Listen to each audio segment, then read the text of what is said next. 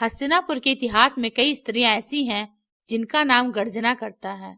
द्रौपदी, गांधारी, कुंती, पर कुछ स्त्रियां ऐसी भी हैं जिनका नाम कभी पुकारा नहीं गया, जिनकी पीड़ा ने कभी सभा में स्वर नहीं पाया, जिनके आंसू कभी युद्ध का कारण नहीं बने। कृपी उन्हीं में से एक थी। वह न तो किसी राजवंश की उत्तराधिकारी थी, न ही किसी युद्ध का निर्णय उसकी पुकार पर बदला, पर जिस स्त्री ने द्रोणाचार्य जैसे गुरु को पति के रूप में जिया और अश्वत्थामा जैसे पुत्र को जन्म दिया, उसके जीवन की वेदना किसी भी महारानी से कम नहीं थी। कृपी का जन्म कोई साधारण घटना नहीं थी।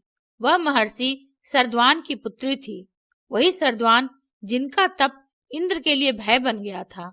अप्सराओं के मोह में तप भंग हुआ और उसी क्षण 2 शिशु उत्पन्न हुए, एक बालक और एक बालिका। बालक बना कृपाचार्य और बालिका बनी कृपी। दोनों भाई बहन को राजा शांतनु ने आश्रय दिया और यहीं से कृपी का जीवन हस्तिनापुर की छाया में ढलने लगा। कृपी बचपन से ही शांत थी। न द्रौपदी जैसी अग्नि, न गांधारी जैसा विद्रोह। उसकी शक्ति थी समझना, सहना और चुप रह जाना। जब कृपी का विवाह द्रोणाचार्य से हुआ तो यह कोई राजसी उत्सव नहीं था। द्रोण एक ऐसा ब्राह्मण जिसके पास विद्या थी पर धन नहीं, गौरव था पर साधन नहीं। कृपी जानती थी यह विवाह सुख नहीं संघर्ष देगा, पर उसने कभी प्रश्न नहीं किया। वह जानती थी द्रोण का अपमान उसकी नियति बनेगा और यही अपमान एक दिन उसे हस्तिनापुर के सिंहासन के पास ले जाएगा। अश्वत्थामा का जन्म कृपी के लिए वरदान भी था और श्राप भी।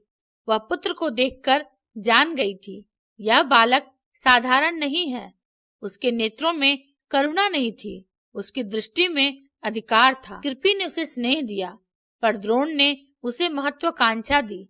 वह पुत्र जिसे बचपन से ही बताया गया कि तू द्रोण का पुत्र है, तुझे भूखा नहीं मरना, तुझे अपमान नहीं सहना। कृपी चुप रही।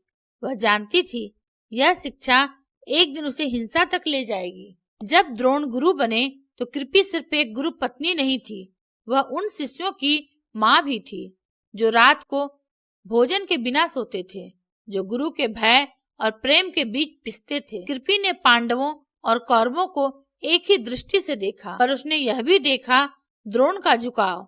वह जानती थी पुत्र के लिए झुकाव एक दिन घातक सिद्ध होगा। कृपी का पहला अपराध यह था कि उसने कुछ कहा नहीं।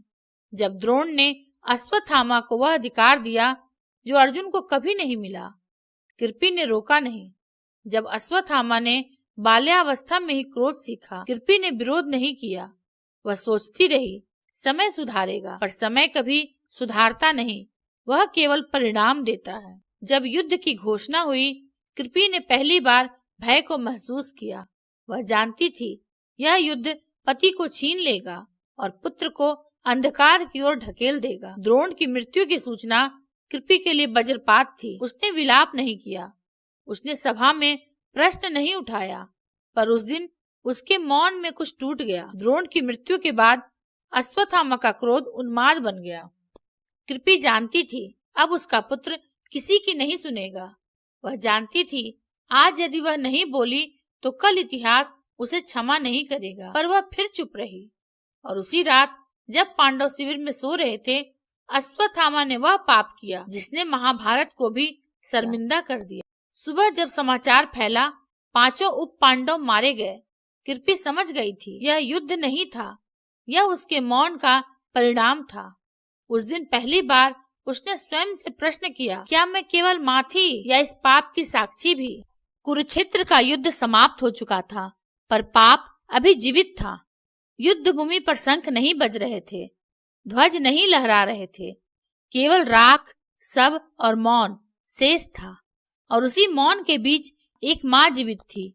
अश्वत्थामा ने जो किया था उसके बाद वह किसी पक्ष का नहीं रहा, न कौरव, न पांडव, न ब्राह्मण, न क्षत्रिय। वह केवल अपराध बन गया था।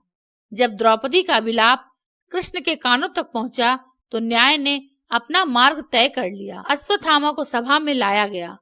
उस क्षण कृपी वहां नहीं थी, पर उसका मन वहीं था।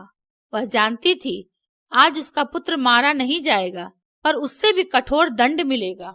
जब श्री कृष्ण ने अश्वत्थामा के मस्तक से वह दिव्य मणि उतरवाई कृपी ने कल्पना में देखा, जैसे किसी माँ के हृदय से आत्मा नोच ली गई हो। वह मणि केवल शक्ति नहीं थी, वह माँ की आशा थी। श्री कृष्ण का वचन कठोर था, तू अमर रहेगा, पर सम्मान के बिना, पर शांति के बिना जीवन पाएगा। कृपी समझ गई, यह मृत्यु से भी कठोर है।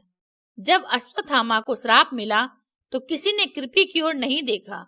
सबकी दृष्टि अपराधी पर थी, पर किसी ने माँ से नहीं पूछा, क्या तुम भी दोषी हो? कृपी उस दिन भी नहीं बोली, क्योंकि वह जानती थी यदि वह बोलेगी तो शब्द रो नहीं पाएंगे। कृपाचार्य जो युद्ध में जीवित बचे, जो अब धर्म के साथ खड़े थे, उन्होंने अपनी बहन की ओर देखा। कृपी अब वैसी नहीं थी, उसकी आंखों में आंसू नहीं थे, पर दृष्टि में जीवन नहीं था। कृपाचार्य ने कहा, बहन तू निर्दोष है। कृपी ने उत्तर नहीं दिया, क्योंकि माँ निर्दोष नहीं होती। माँ या तो सफल होती है या अपराध बोध में जीती है। अश्वत्थामा चला गया अनंत पीड़ा की ओर, और कृपी वहीं रह गई, एक ऐसे संसार में जहाँ उसका पुत्र जीवित था, पर उससे मिलने का अधिकार नहीं था। यह कोई साधारण वियोग नहीं था, यह वह पीड़ा थी जिसमें माँ चाहकर भी पुत्र को गले नहीं लगा सकती। हस्तिनापुर में रातें आती थी, पर कृपी के जीवन में अंधकार स्थायी हो गया। वह हर रात एक ही प्रश्न से जूझती, क्या मैंने समय रहते बोला होता तो यह सब टल सकता था? उसका मौन अब उसे काटने लगा था। कृपी को अब द्रोण की याद आती थी। वह सोचती, क्या द्रोण भी यही चाहते थे? क्या विद्या का यह अंत था? द्रोण ने शस्त्र सिखाए थे, पर विवेक सिखाने का भार कहीं न कहीं माँ पर भी था, और वहीं कृपी स्वयं को दोषी ठहराती। कहते हैं कृपी ने एक बार श्री कृष्ण से भेंट की। उसने प्रश्न नहीं किया, शिकायत नहीं की, उसने केवल इतना कहा, मैं माँ थी। क्या यह अपराध था? श्री कृष्ण ने उत्तर दिया, नहीं, पर मौन कभी कभी सबसे बड़ा सहयोग बन जाता है। यह वाक्य कृपी के जीवन की अंतिम सीख बन गया। कृपी ने शेष जीवन तप और सेवा में बिताया। न उसने श्राप दिया, न वर मांगा। उसका जीवन प्रायश्चित बन गया। वह जानती थी अश्वत्थामा लौटेगा नहीं, पर शायद उसके मौन से किसी और माँ का पुत्र अधर्म से बच जाए।